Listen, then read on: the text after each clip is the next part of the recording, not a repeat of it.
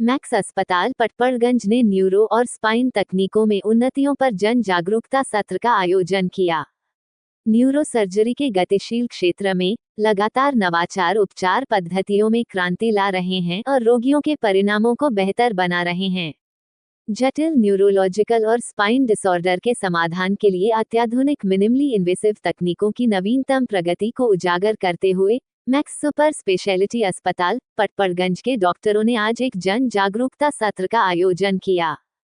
इस सत्र के माध्यम से मैक्स सुपर स्पेशलिटी अस्पताल पटपड़गंज का उद्देश्य आम जनता को इन उन्नत मिनिमली इन्वेसिव उपचार विकल्पों की उपलब्धता के बारे में शिक्षित और जागरूक करना है, जो इन जटिल समस्याओं से जूझ रहे मरीजों के लिए उम्मीद की किरण हैं। डॉक्टर अमिताभ गोयल और डॉक्टर अमित गर्ग ने 2 मरीजों दीपना सिंह और गायत्री देवी के सफल उपचार के मामले साझा किए। ये दोनों मरीज स्पाइन की समस्याओं और क्रॉनिक बैक पेन से पीड़ित थीं। उपचार मर्ज पकड़ में नहीं आएगा तो आप थेरेपी कैसे करेंगे? ये सबसे बड़ा क्वेश्चन है। पहले डायग्नोज होना चाहिए, तब थेरेपी होना चाहिए। तो फिजियोथेरेपिस्ट का काम है थेरेपी देना, ठीक है।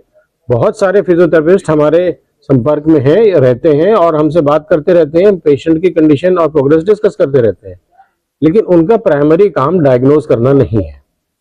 डायग्नोज करने का काम एक trend MBBS, MS, MCH doctor का है, जो कि न्यूरोस्पाइनल सर्जरी करते हैं रेगुलर बेसिस पे। उसका फायदा यह होता है कि आपका करेक्ट डायग्नोसिस होता है। ये सभी लोग जानते हैं कि अगर आपका डायग्नोसिस करेक्ट हो गया तो आपका 90% प्रॉब्लम सॉल्व हो गई। मतलब क्योंकि हर जगह हर किताब में ये लिखा है कि इस मर्ज की ये दवा है, इस बीमारी को इस तरीके से ट्रीट करना चाहिए, लेकिन वो डायग्नोसिस को पकड़ पाना वो बहुत इंपॉर्टेंट है। अगर डायग्नोसिस बन जाएगा तो आपका इलाज ठीक से हो जाएगा। ये बहुत बेसिक सा समझने की चीज है। अब रहा स्पाइन से हटके मैं थोड़ा सा 2 मिनट आपको ब्रेन के बारे में भी बता दूं, because we both of us are neurosurgeons. तो ब्रेन ट्यूमर एक ऐसी गंभीर समस्या है जिससे ब्रेन ट्यूमर के नाम से लोग एकदम डर जाते हैं कि अब तो ब्रेन ट्यूमर हो गया, अब क्या होगा। कुछ ब्रेन ट्यूमर्स इस प्रकार से होते हैं जो कि नाक के रास्ते दूरबीन से बगैर चीरा लगाए भी करे जा सकते हैं, और ऐसे हम 250 के करीब बगैर चीरे वाले ब्रेन ट्यूमर के ऑपरेशन सक्सेसफुली कर चुके हैं as a team.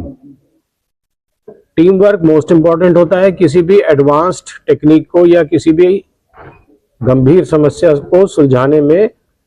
Team work बहुत इंपॉर्टेंट होता है, और मैक्स हॉस्पिटल पटपड़गंज में हमारे पास एक बहुत स्ट्रांग टीम है जिसमें 24/7 न्यूरोसर्जन ने एक मौजूद रहता है। ऐसा नहीं है कि ऑन कॉल है।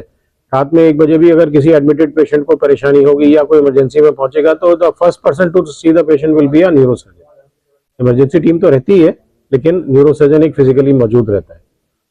उससे फायदा ये होता है कि आपका किसी भी चीज में देरी नहीं होती। अगर कोई इमरजेंसी है तो इमीडिएटली एड्रेस कर दी जाती है सही जने द्वारा।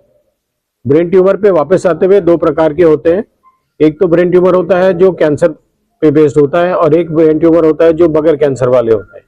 जो कैंसर वाले ट्यूमर होते हैं उन लोगों का भी इलाज अब काफी हद तक संभव है। उसको ऑपरेशन करके निकाला जाता है, जांच के लिए टेस्टिंग के लिए भेजा जाता है, और फिर रेडियो कीमोथेरेपी चलती है। अच्छी बात यह है कि ब्रेन ट्यूमर के जो कैंसर वाले जो ब्रेन ट्यूमर होते हैं उसमें कीमोथेरेपी इंजेक्शन माध्यम से नहीं होती है, वो सिर्फ और सिर्फ कैप्सूल माध्यम से होती है जो आप घर में अपने आप खाते रहते हैं। जो बेनाइन ब्रेन ट्यूमर्स होते हैं, जो नॉन कैंसरस ब्रेन ट्यूमर्स होते हैं, उनमें जब उस ट्यूमर को निकाल दिया जाता है, for example meningioma, for example pituitary tumours जो मैंने बताया नाक के रास्ते दूरबीन से निकाल दिया जाता है, तो ये मेनिंजियोमास वगैरह जब भी निकाल दिया जाता है ये पूरी तरह क्योरेबल है। पूरी तरह क्योरेबल है मतलब अगर वो निकल जाएगा तो आप 100% क्योर्ड मानना चाहिए अपने आप को। वो ट्यूमर उसके वापस आने की संभावना प्रैक्टिकली 0 है। तो इसलिए ब्रेन ट्यूमर नाम डायग्नोसिस होने से डरने की जरूरत नहीं है। रीढ़ की हड्डी के बारे में डॉक्टर अमित कुमार गर्ग साहब ने बताया डिटेल में कि अपने पोस्चर का ध्यान रखें और नियमित रूप से एक्सरसाइज करें और अपना विटामिन D लेवल ठीक रखें, कैल्शियम का इंटेक ठीक रखें। अलीगढ़ में OPD लगाई जाएगी किस हॉस्पिटल में? आप अलीगढ़ वासियों को किस तरीके का लाभ आपके द्वारा मिलेगा? हम एज अ टीम हर सेकेंड वेडनेसडे को महीने के दूसरे बुधवार को यहाँ पर 2 बजे से 4 बजे तक OPD करते हैं और काफी समय से करते आ रहे हैं। तो यही एक लाभ है कि आप यहाँ पे परामर्श कर सकते हैं, अपना प्रॉब्लम को डायग्नोज करा सकते हैं, जो कि शहर में अच्छी बात है, काफी सारे x ray, CT scan, MRI machines वगैरह लगी हुई हैं, तो डायग्नोसिस बनाने में कोई दिक्कत नहीं होती। कैसे अलीगढ़ वासियों को भी पटपड़गंज अस्पताल में जाने की आवश्यकता होगी अगर किसी को ज्यादा मेजर प्रॉब्लम है? वो गंभीर समस्या अगर है, ऑपरेशन की आवश्यकता है, तब तो वहां जाने की जरूरत पड़ेगी, वरना अगर दवाइयों से इलाज होना होगा, फिजियोथेरेपी से इलाज होना होगा या कोई और चीज से इलाज होना होगा। Director in the max hospital and head of the department. मैं डॉक्टर अमित गंग हूँ, सीनियर कंसल्टेंट इन दी न्यूरोसर्जरी डिपार्टमेंट मैक्स हॉस्पिटल। हम यहाँ पे अवेयरनेस प्रोग्राम के अंदर ब्रेन एंड स्पाइन की जो भी तकलीफें हैं उनकी अवेयरनेस प्रोग्राम के लिए एक प्रेस वार्ता करने के लिए आए हैं।